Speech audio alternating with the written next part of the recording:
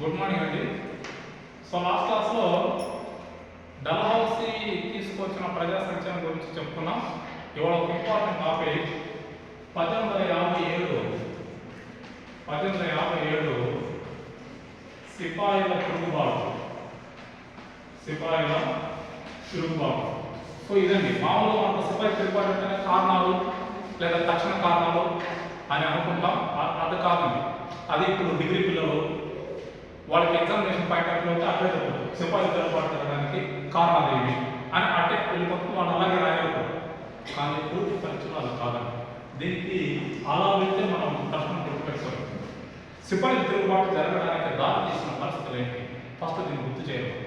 అసలు ఎందుకు భారతదేశానికి 5వ పౌరులు ఎప్పుడు వచ్చారు? 1498 నేను ఫస్ట్ వీడియోలో చెప్పాను. మన వాళ్ళు ఎప్పుడు మేలుకున్నారు? 1857 సిపాయిలు తిరుగుబాటు నాడు మేలుకున్నారు. ఏమని? అబ్బా మా మీద విదేశీయులు కథను చలాయిస్తున్నారు. అంతకంటే ముందు 100 సంవత్సరాల ముందు 1757 ప్లాసీ యుద్ధం జరిగింది. చూడండి, 100 years. ఈ 100 years మన వాళ్ళ బలైపోయింది బ్రిటిష్ వాళ్ళ చేతుల్లో. 1757లో ప్లాసీ యుద్ధం జరిగింది. ఈ 1757 నుంచి 1857 మధ్యన భారతదేశంలో బ్రిటిష్ వాళ్ళు అనేక చట్టాలు తీసుకొచ్చారు. అందుకనే తిరుగుబాటు జరిగింది. ఉత్తరం జరగలేదు. ఈ 100 సంవత్సరాలు ఎన్ని సమస్యలు క్రియేట్ చేయించే వాళ్ళు. ఆ 100 సంవత్సరాలు భారతీయులు నలిగిపోయారు. కొంతమంది మన భారతీయులు బ్రిటిష్ వాళ్ళకి సహాయం చేశారు. అంటే కుట్రలు, మనలోని కుట్రలు, మనకే నచ్చలేదు.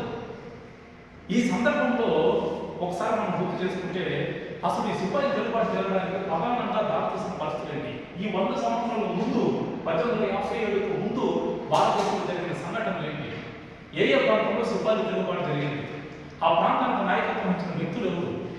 అలాగే ఎవరు గవర్నమెంట్ జనరల్స్ ఎవరు? బ్రిటిష్ ఆఫీసర్లు ఎవరు అన్న వాళ్ళది మనకు పోటీ పరీక్షలో ఇలాంటి వాళ్ళు ఉంటారు. ఇలా చూడాలి. అంతేకాని సిపాయి తిరుగుబాటు జరగడానికి కారణాలు ఏమేంటంటే ఆర్థిక కారణాలు, సాంఘిక కారణాలు, రాజకీయ కారణాలు, మత కారణాలు లేదా తక్షణ కారణాలు, ఎన్ఫిల్డ్ రైఫిల్డ్ కారణాలు, ఇవి డిగ్రీ పిల్లలు రాసేదానికి ఉపయోగపడతాయి. ఎందుకంటే అవి వాళ్ళు అలాగే ఆ సైడ్ అలాగే ఉపయోగపడతాయి. మనకు అలా కాదండి.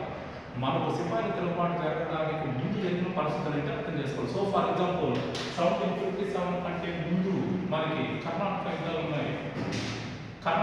ఉన్నాయి, అలాగే మైసూర్ యుద్ధం ఉన్నాయి, ప్లాసీ యుద్ధం ఉంది, అలాగే బక్సర్ యుద్ధం ఉంది, అలాగే బ్రిటిష్ వాళ్ళు తీసుకొచ్చిన నిర్ణయాలు ఉన్నాయి.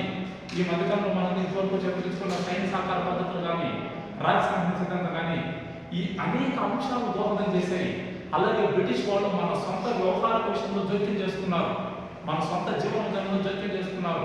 ఇవన్నీ కలిసి మెలిసాయి. కాబట్టి 1857 నాటికి సిపాయి తిరుగుబాటు జరిగింది. సిపాయిలు తిరుగుబాటు ఎవరు? సిపాయిలు ఎవరు? వాడు తిరుగుబాటు ఎందుకు? ఈ సిపాయిల తిరుగుబాటులో ఉన్న ప్రధానమైన అంశాలు ఏంటి? ఏ అంశాలు సిపాయిల తిరుగుబాటు దోహదం చేశాయి? ఇవన్నీ కలిస్తే సిపాయిల తిరుగుబాటు కానీ. అట్ ద సేమ్ టైం సిపాయిల తిరుగుబాటు జరుగుతున్నప్పుడు భారతదేశం పరిపాలిస్తున్న మొఘల్ చక్రవర్తి ఎవరు? సిపాయిల తిరుగుబాటు జరుగుతున్నప్పుడు భారతదేశ గవర్నర్ జనరల్ ఎవరు? ఏ ప్రాంతంలో ఉన్నాయి? ఇందుకీ దక్షిణ భారతదేశంలో సిపాయిల తిరుగుబాటు జరిగింది. మనం ఒకసారి భారతదేశం చూడాలండి.